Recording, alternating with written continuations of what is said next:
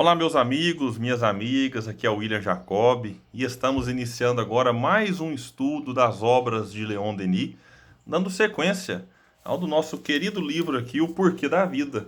Uma obra que eu já disse lá atrás nesse estudo e repito, muito bacana, muito boa para quem está começando a estudar o Espiritismo, para quem não conhece o pensamento de Leon Denis e também para aqueles que já estão aí há muito tempo no movimento espírita, já leram muito.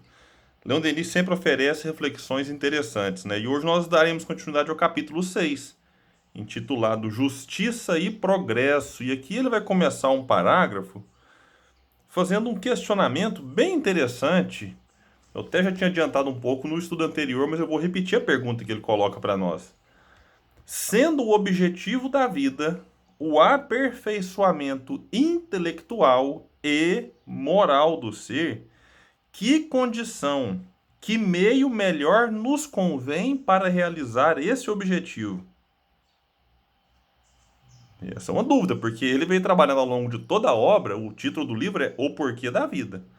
E aí ele foi construindo a ideia para todos os seus leitores de que o objetivo maior da existência é o progresso moral e o progresso intelectual. Então ficou claro, né, isso para nós ao longo da obra toda.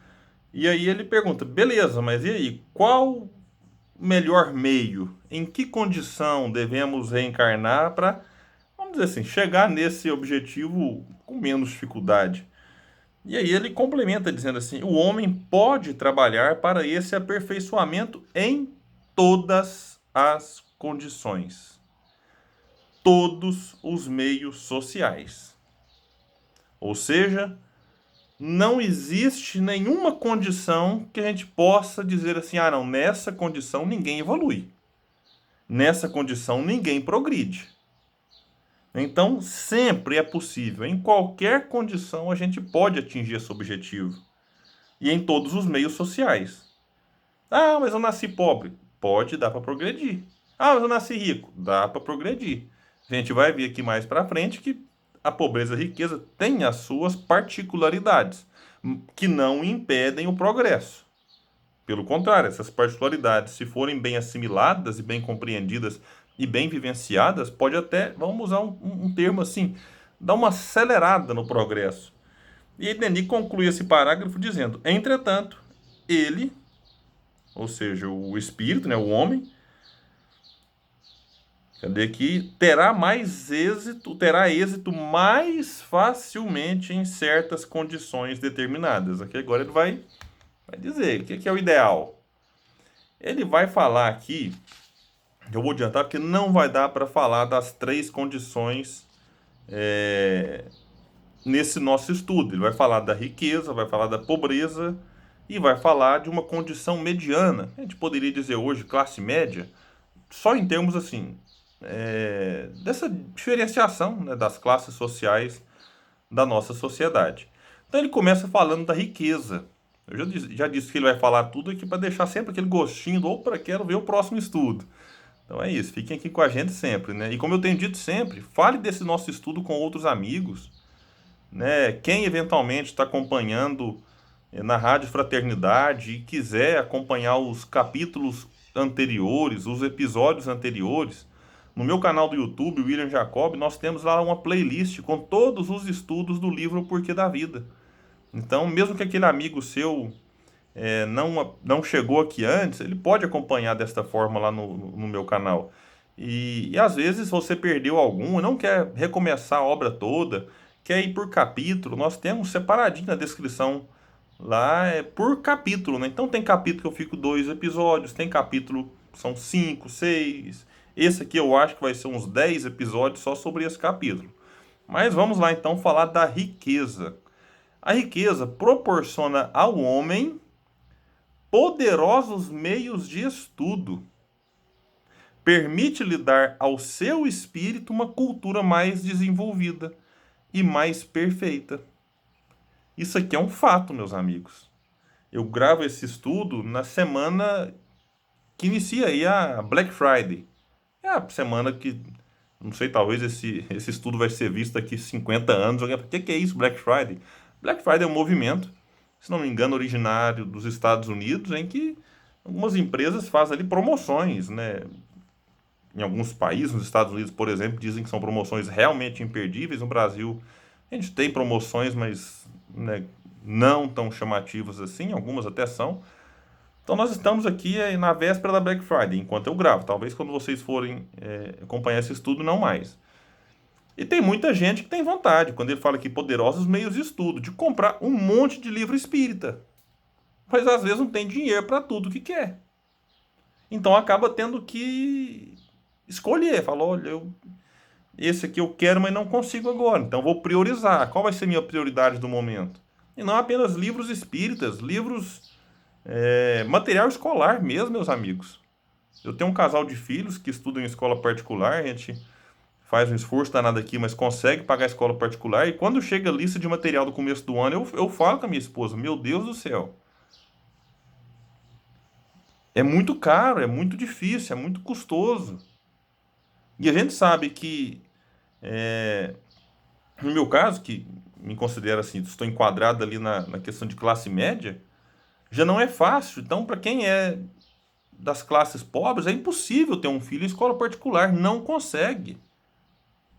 E mesmo nessas Black Fridays, a gente pode observar que muita gente simplesmente não consegue comprar, porque às vezes já está até endividado. O Brasil, por exemplo, é um país, enquanto eu gravo esse vídeo, é sempre bom dizer data, meus amigos, porque a gente não sabe quando a pessoa vai acompanhar esse estudo. Mas que agora em 2020 tem aí quase 100 milhões de pessoas negativadas no Serviço de Proteção ao Crédito, chamado SPC Serasa.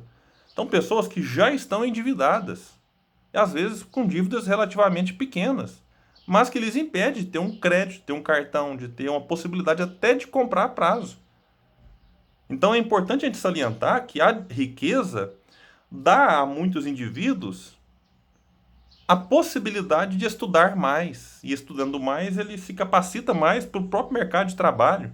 Então a gente vê como que a desigualdade social ela acaba afetando o acesso das pessoas aos ensinos, às universidades, aos livros, aos cursos, aos estudos.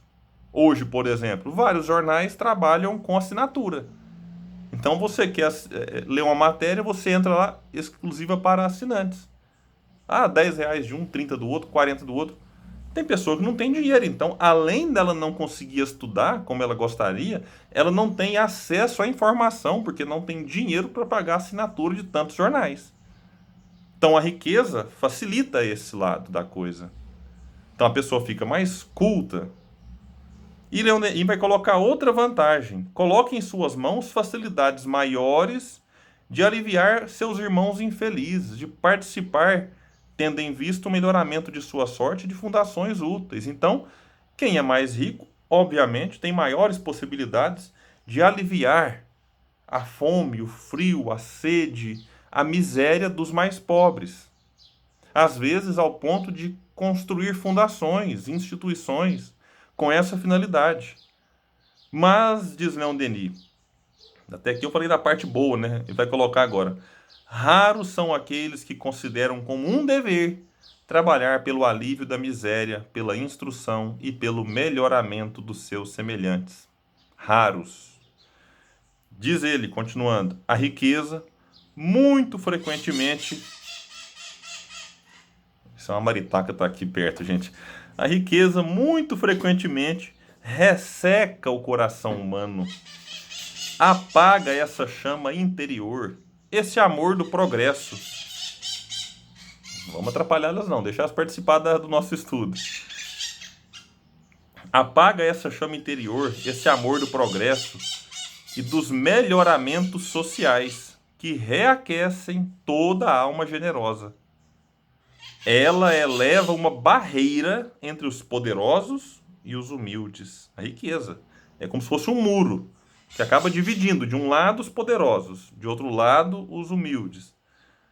Humildes não no sentido da virtude da palavra, né? A humildade ela pode ser encontrada no rico e no pobre. Aqui Leon Denis se refere mais àquele da condição financeiramente inferior. Faz viver no meio em que os deserdados desse mundo não atingem e onde, por conseguinte, as necessidades, Os males destes são quase sempre ignorados, desconhecidos. Porque o indivíduo que é rico, quando a gente fala rico, às vezes quem está me ouvindo aqui que ganha 3, 4, 5 mil reais, 10 mil reais por mês, ele acha que está falando desse tipo de riqueza, mas a gente tem pessoas hoje no Brasil e no mundo ganhando, por exemplo, milhões por mês. Então, quando a gente fala de ricos, há uma distinção aqui. Quando você separa 1% mais rico da sociedade, dentro desse 1%, há uma parcela de 0,1% que ganha assim, coisas assustadoras, né?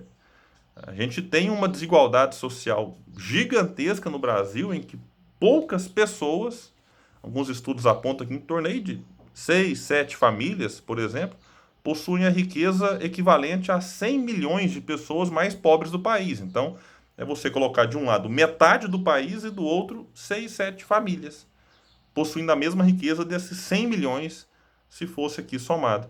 Então, a gente observa que são situações distintas. E Allan Kardec trabalhou essa questão no Livro dos Espíritos. Quando a gente pega, por exemplo, lá nas leis morais, a lei de igualdade, são várias, né, questões.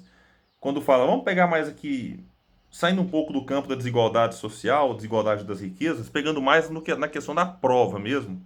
Kardec pergunta na questão 814, por que Deus deu a uns as riquezas e o poder, e a outros a miséria? Resposta dos Espíritos, para provar, cada um de maneira diferente. Aliás, sabeis que os próprios Espíritos escolheram essa prova e frequentemente nela sucumbem. No próximo estudo falaremos da pobreza e de qual das provas é mais terrível para o homem. Kardec pergunta, vou só deixar a pergunta, não vou trazer a resposta. 815, qual das duas provas é a mais terrível para o homem? A da infelicidade ou a da fortuna? E eu só quero ressaltar, talvez a pessoa acompanhe esse estudo e não continue com a gente, não é porque nós temos miseráveis do ponto de vista financeiro, pessoas que passam fome, frio e sede, não têm onde morar, que a gente deve olhar para eles e dizer assim, é uma prova que Deus deu, então que eles passem por essa prova sem a minha ajuda. Não. Se Deus nos colocou do lado dessas situações, é para que a gente possa ajudar caso tenhamos condições. Reduzir a desigualdade social, que Kardec pergunta, os espíritos respondem que não é obra de Deus, é obra dos homens, é um dever que nós temos. Quando a gente fala de pobreza, que a gente tem no nosso país, por exemplo, no Brasil, e aqueles que me assistem fora, não sei qual é a realidade daí, pessoas que se alimentam nos lixos dos condomínios, das nossas casas. Então não dá para olhar uma pessoa simplesmente pegando comida no lixo e achar assim, tá passando por uma prova, deixa ele lá. Poxa, se eu posso, não estou dizendo que a gente tenha que fazer isso sempre, mas se eu posso auxiliar, se eu posso socorrer e aliviar a sua dor, por que não fazer? Essa é a solidariedade. Essa é uma das formas de se fazer a caridade. Essa é uma das maneiras de colocar em prática a fraternidade. É eu olhar para o outro como se o outro fosse o meu irmão. Meu irmão, um familiar, como Allan Kardec coloca lá no Evangelho segundo o Espiritismo, quando trata da caridade material, da caridade moral, de convidar os pobres, os estropiados, trazendo uma reflexão ali da passagem de Jesus. Enfim, que a gente possa olhar para essas diferenças e não ficar com o coração ressequido, como disse Leon Denis, mas a enxergar o nosso papel na sociedade que grita muitas vezes para ter o que comer, para ter o que vestir, o que beber, onde morar. Que Jesus nos abençoe. Até o próximo estudo das obras de Leon Denis, continuando no livro O Porquê da Vida.